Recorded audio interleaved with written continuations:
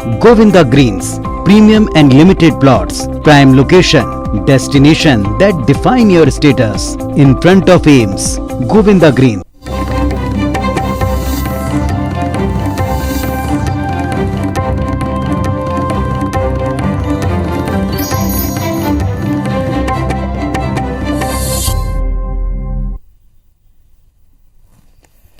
नमस्कार, बहुत स्वागत है आप सबका। मैं हूं पुनीत पाठक और सबसे पहले आज हम बात करेंगे जनरल की विदाई की, नम आंखों से देश के द्वारा उनको नमन करने की।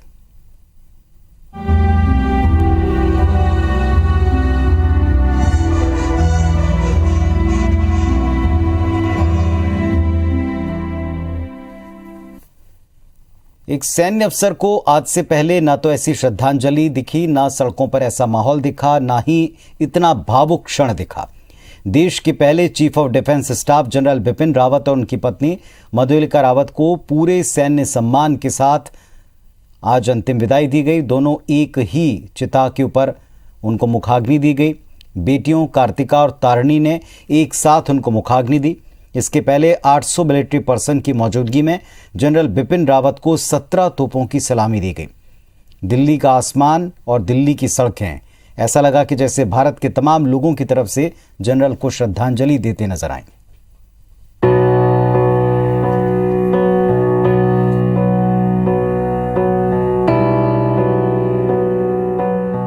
साल पहले अग्नि के साथ फेरे लेकर साथ निभाने का जो वचन था, वो सांसों की डोर टूटने से लेकर इस चिता तक साथ रहा। ये चिता देश के पहले chief of defence staff general Bipin Rawat और उनकी पत्नी मधुलिका की है। उन्हें एक साथ एक ही चिता पर लिटाकर अंतिम विदाई दी गई। दिल्ली के आर्मी कैंट में दोनों बेटियों कीर्तिका और तारिणी ने उन्हें एक साथ मुखाग्नि दी।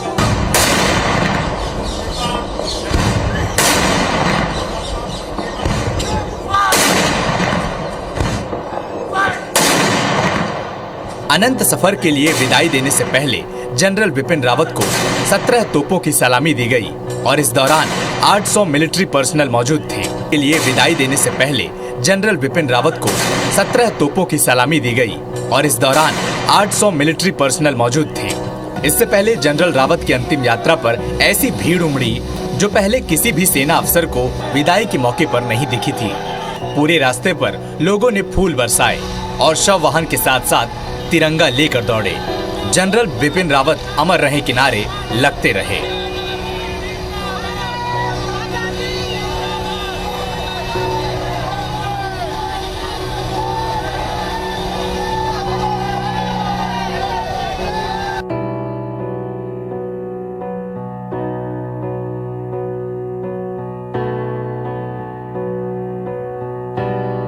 अंतिम विदाई से पहले शुक्रवार की सुबह जनरल रावत और उनकी पत्नी मधुलिका रावत का पार्थिव शरीर उनके आवास पर लोगों के अंतिम दर्शन के लिए रखा गया था, जहां गृह मंत्री अमित शाह, राष्ट्रीय सुरक्षा सलाहकार अजीत डोभाल, केंद्रीय रक्षा मंत्री राजनाथ सिंह समेत तीनों सेनाध्यक्षों ने और केंद्रीय मंत्रिमंडल के सदस्यों ने जनरल रावत को श्रद्धांजलि दी। जम्मू कश्मीर की उपराज्यपाल मनोज सिन्हा, दिल्ली के मुख्यमंत्री अरविंद केजरीवाल, दिल्ली के उपराज्यपाल अनिल बैजल और कांग्रेस नेता राहुल गांधी ने भी जनरल रावत को श्रद्धा सुमन अर्पित किए। जनरल रावत और उनकी पत्नी की तमिलनाडु के कुन्नूर में 8 दिसंबर को हुए हेलीकॉप्टर हादसे में मौत हो गई थी। इस हादसे में कुल 13 लोगों ने जान गंवाई है। Bureau report, IBC 24।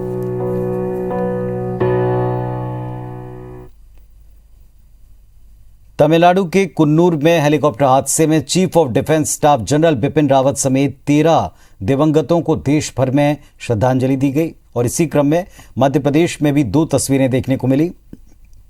जबलपुर नगर निगम परिसर में जनरल बिपिन रावत को सभी कर्मचारी संगठनों ने भावभीनी श्रद्धांजलि दी। कर्मचारी नेताओं ने सभी दिवंगतों के सम्मान में 2 मिनट का मौन रखा। इधर ग्वालियर में पूर्व सैनिकों ने CDS बिपिन रावत समेत 13 अधिकारियों को श्रद्धांजलि दी।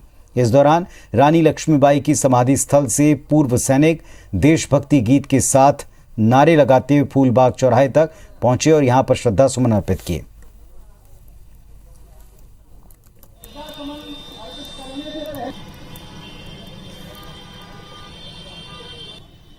मुरारीलाल शर्मा इधर आए जरा। सेनाओं के अपने पति का साथ दिया।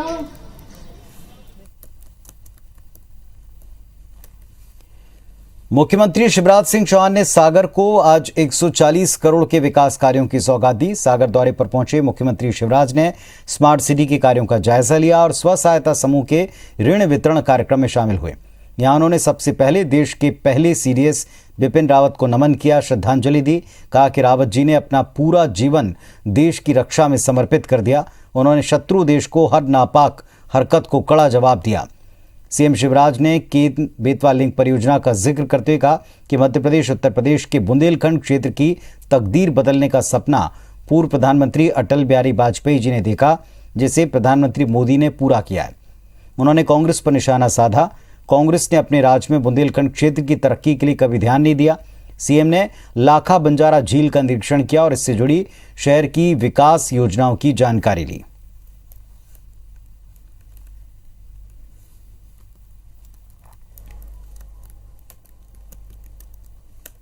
लेकिन अटल जी ने यह सपना देखा था कि कैन और बेतवा रिवर लिंकिंग का प्रोग्राम शुरू हो और उसको मूर्त रूप दे रहे श्रीमान नरेंद्र मोदी जी। हमको मिलेगा 8,11,000 हेक्टेयर में पानी, उत्तर प्रदेश को मिलेगा 2,51,000 हेक्टेयर में पानी और सुनो 62 लाख लोगों को पीने का पानी मिलेगा। 62 लाख लोगों को। सागर दौरे पर CM Shivraj Singh Chouhan action mode में दिखे। स्मार्ट सिटी मिशन के तहत चल रहे सागर के लाखा बंजारा झील का जायजा लेने के दौरान सीएम ने अधिकारियों को जमकर फटकारा। काम में लापरवाही देख सागर कलेक्टर को सीएम ने मौके पर ही दो टूका कि समय पर यदि काम ना हुआ तो एजेंसी को भुगतान करना पड़ेगा, लेकिन आप पर भी कार्रवाई होगी। स्मार्ट सिटी के सीईओ राहुल सिंह को भी फटकार लगाते हुए बुलाया और कहा कि यहां आओ और समझाओ क्या चल रहा है। स्मार्ट सिटी के कामों को लेकर पीडब्ल्यूडी मंत्री गोपाल भार्गव ने इशारों में सवाल उठाए थे। वहीं समीक्षा बैठक में सीएम शिवराज सिंह ने सख्त नाराजगी जाहिर करते हुए खुद स्मार्ट सिटी के काम को देखने की बात कही थी। नाला टैपिंग सर हमारी 84% हो गई है सर। बड़े तालाब के अंदर सर 4300 मीटर है सर हमारा नाला और वो सारे टैप हो गए सर। फिर एजेंसी को तो भुगतना ही पड़ेगा। अब सर जी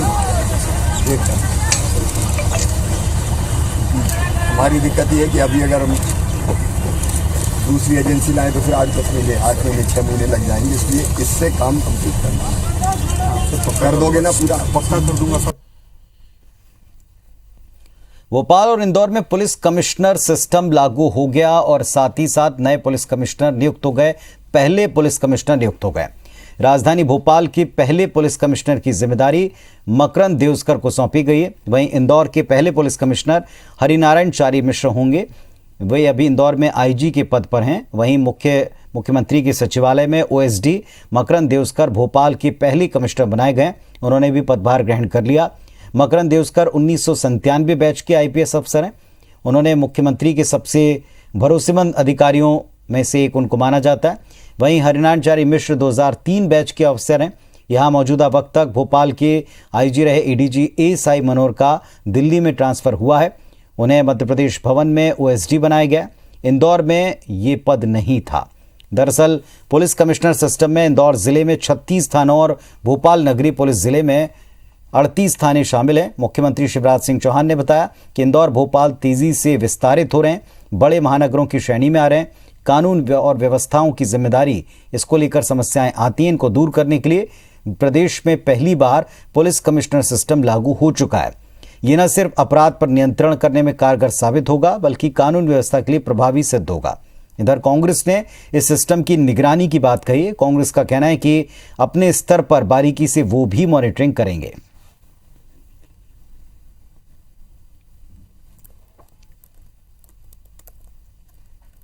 जो न्यायिक काम है, जो जुडिशियल वर्क है, वह इसमें सबसे ज़्यादा इसे भिन्न बनाता है। हम सबको, पूरी भोपाल पुलिस को इसके लिए न केवल ट्रेन होना है और उसे जल्दी से जल्दी इसे धरातल पे लागू करना रहेगा। ये हमारी सबसे पहली चुनौती रहेगी। अपराधियों पर कड़े नियंत्रण, बेहतर कानून व्यवस्था और आंतरिक सुरक्षा के मद्देनजर यह एक महत्वपूर्ण पल है, महत्वपूर्ण क्षण है। पुलिस की चुनौतियां, जिम्मेदारियां बढ़ी हैं, लेकिन पुलिस आने वाले दिनों में इन मापदंडों पर अपने को खरा साबित करेगी, पूरी दृढ़ता से, प्रतिबद्धता से काम करेगी। पुलिस कमिश्नर सिस्टम प्रदेश के 2 महानगरों में भोपाल और इंदौर में लागू हो चुका है। मुझे विश्वास है कि ये प्रणाली बहुत प्रभावकारी सिद्ध होगी इन दोनों महानगरों में अपराधों के नियंत्रण में। सिस्टम बदलने से क्राइम कम नहीं होगा। आज मध्य प्रदेश के अंदर इंदौर और भोपाल और इंदौर नंबर 1 और नंबर 2 के शहर क्राइम कैपिटल, महिलाओं में अपराध में नंबर 1 है, बलात्कार में नंबर 1 है। लगातार तालिबानी तरीके से जो आदिवासियों पे अत्याचार में हम नंबर 1 पे बने हुए, उसका कारण क्या है कि इच्छा शक्ति नहीं हो। मध्य प्रदेश में होने जा रहे पंचायत चुनाव का मामला अब सुप्रीम कोर्ट तक पहुंच चुका है। कांग्रेस नेताओं की याचिका को सुप्रीम कोर्ट ने स्वीकार कर लिया है। दरअसल पंचायत चुनाव को लेकर सैयद जाफर और जया ठाकुर ने याचिका लगाई, जिस पर सुप्रीम कोर्ट में कल सुनवाई होगी। हाईकोर्ट ने पंचायत चुनाव प्रक्रिया पर रोक लगाने से इनकार कर दिया। इधर हाईकोर्ट में ही अब ओमिक्रॉन का खतरा बताते हुए चुनाव को टालने की मांग भी हुई है। हाईकोर्ट में दायर एक जनहित याचिका में कहा गया कि ओमिक्रॉन के रूप में कोरोना की तीसरी लहर दस्तक दे सकती है और ऐसे में पंचायत चुनाव को टाल देना चाहिए। हाईकोर्ट में छोटेलाल साकेत नाम के शख्स ने जनहित याचिका लगाई है। पंचायत चुनाव टालने की इसी याचिका में मांग है। इस पर 15 दिसंबर को सुनवाई होगी।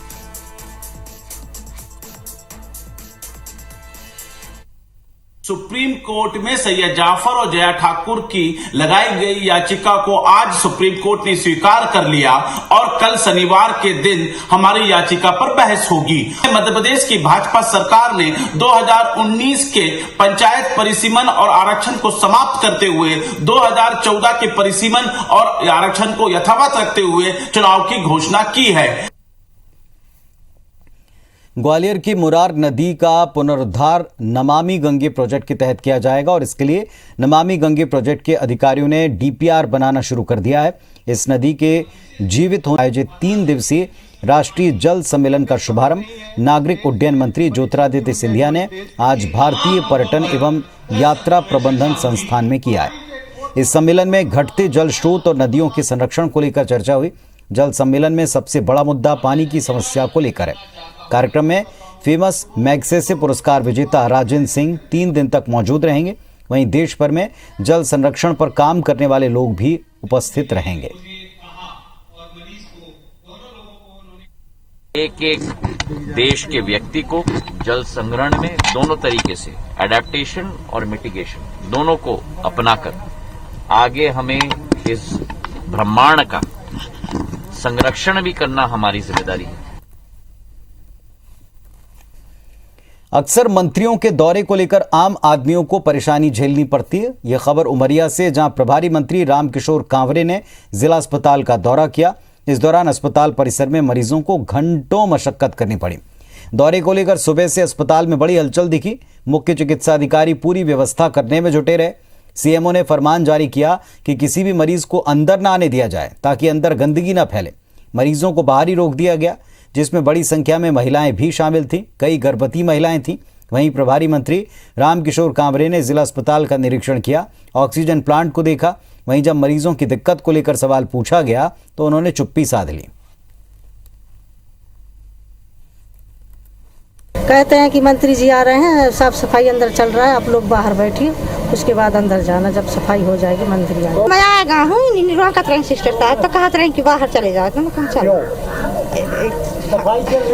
सफाई चल रही है कोरोना के चलते, तो आप अभी बाहर रहिए। रोज ऐसा होता है कि आज हो रहा है? नहीं, आज ही हुआ। कितने देर से रोक रहे हैं? 15 मिनट। प्रभारी मंत्री महोदय द्वारा कोविड की तैयारियों का जायजा लिए, जनता को बचाना चाहते हैं, उसकी तैयारी को लेकर फिर से हम लगे हुए हैं और निश्चित रूप से हम अपने प्रदेश की जनता को सुचारू रूप से स्वास्थ्य सुविधा दे पाए, उसकी तैयारी को लेकर यहाँ पर आए। मध्य प्रदेश में गर्भवती महिलाओं को अस्पताल लाने ले जाने वाली जननी एम्बुलेंस के वेंडर्स ने सेवाएं बंद कर दी। जननी एक्सप्रेस के वेंडर्स ने नए टेंडर की शर्तों से नाराज होकर पूरे प्रदेश में अपनी सेवाओं से इनकार कर दिया। जननी एक्सप्रेस संचालक संघ का यह आरोप है कि राष्ट्रीय स्वास्थ्य मिशन ने एक ही कंपनी को लाभ पहुंचाने के मकसद से टेंडर की शर्तों को शिथिल बनाया। शर्तों के मुताबिक सिर्फ एक ही कंपनी के वाहनों को मान्य किया गया, जिसके कारण प्रदेश भर में 850 जननी एक्सप्रेस वाहन चालक बेकार हो गए। केवल उपयोग का माध्यम नहीं कि इस टेंडर में केवल और एक केवल हम लोग लगातार 5 साल से घाटा मुनाफा परेशानी झेल के सेवाएं दे रहे थे, लेकिन अब मुझे नहीं लगता कि हम लोग सेवाएं देने की स्थिति में। तो हमने 8 दिसंबर रात्रि 12 बजे से अपनी सेवाएं बंद कर दी हैं।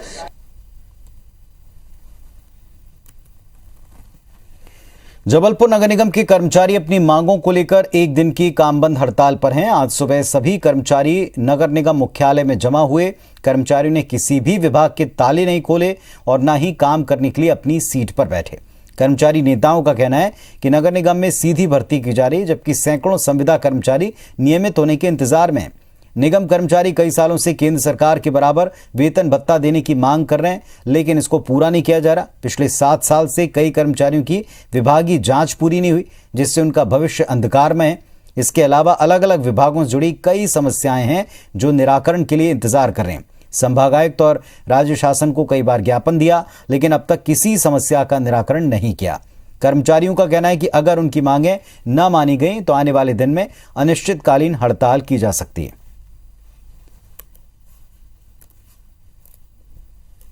हिटलरशाही चल गई, नादरशाही। हम पिछले 1 साल से कर्मचारियों के हितों में कुछ मांगे रख रहे हैं और जायज़ हैं। हम कुछ ऐसी मांग नहीं कर रहे हैं जो गलत है। पूरा कार्यालय बंद रखते हुए एक मौन प्रदर्शन करेंगे, क्योंकि एक क्षति हमारे देश को हुई है। हम श्रद्धांजलि भी उनकी करेंगे और यहाँ ज्ञापन देके हम टोटल बंद रखेंगे।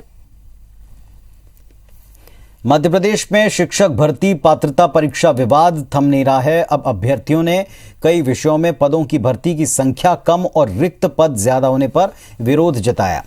स्कूल शिक्षा विभाग पर आरोप लगाते उन्होंने कहा कि माध्यमिक शिक्षा के लिए हिंदी, उर्दू, विज्ञान और सामाजिक विज्ञान के विषय के कम पद दिए गए, जबकि पात्र उम्मीदवार इससे कई गुना ज्यादा हैं।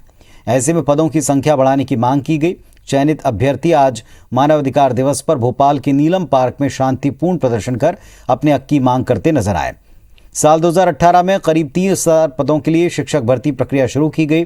फरवरी और मार्च 2019 में पीईबी ने शिक्षक पात्रता परीक्षा का आयोजन किया। वर्ग 1, वर्ग 2 में करीब 5 लाख अभ्यर्थियों ने आवेदन किया, जिसमें करीब 2.5 लाख अभ्यर्थी पास हुए थे।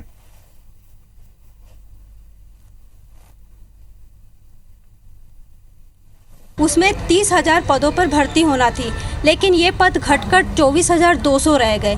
24,200 में से डीपीआई में शिक्षा विभाग में मात्र 5,670 पदों पर भर्ती हुई। उसमें से सर 4 विषय के साथ इतना अन्यायपूर्ण वितरण किया गया है कि जबकि प्रदेश में 90,000 पद खाली हैं। हमारी मांग सर ये है, हम लोग कई बार ओवर एज हो चुके हैं, अब कोई भी पात्र नहीं बचा हम में से कि जो आगे परीक्षा दे। तो इस बुलेटिन में फिलहाल इतना ही, लेकिन जाने से पहले आपको याद दिला दें कि नवा छत्तीसगढ़ कॉन्टेस्ट जारी है, जिसका आयोजन IBS 24 छत्तीसगढ़ शासन के सहयोग से कर रहा है। पूरे प्रदेश में हाई और हायर सेकेंडरी स्कूल के बच्चों के लिए ये क्विज है, जिसमें टॉप की 3 टीमों को 51, 31 और 21 हज़ार का इनाम मिलेगा।